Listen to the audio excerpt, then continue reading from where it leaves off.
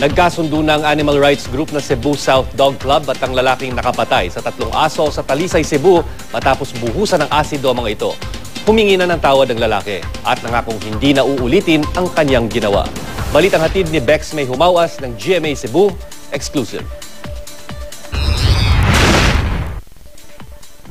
Mahigit 3 linggo ring nanahimik at nagtago ang 44 anyos na si Alfred Alindao, ang sinasabing nagsaboy ng asido sa 3 aso sa Talisay City.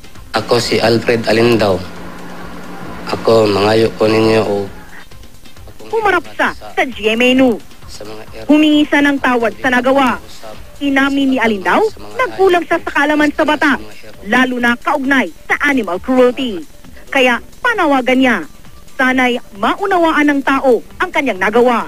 Ako magmatungon ako nga din adyo ko manghilabot sa mga... Nag-iwan daw ng masaklap na leksyon sa kanyang buhay ang insidenteng ito.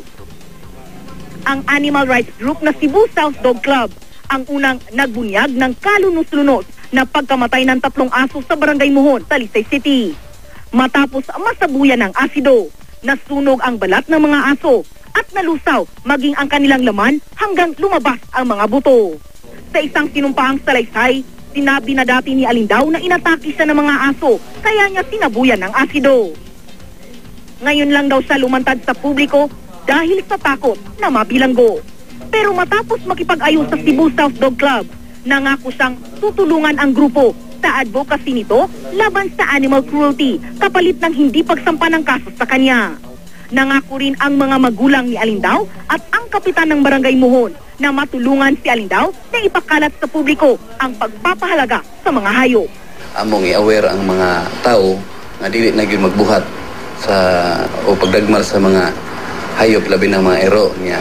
Amo silang edukahon nga mahalon gyud ang mga klase sa hayop. Ang amo lang isip warning lang ni siya sa sunod kung naa pa man gani muhimo og salaod. Andam na jud kami sa tagana na mopasakan na jud og kaso. Hinaoton ta nga dili na ni siya mausab nga senaryo kaya haron wala usab mahiagom sa ngipon sa balaod.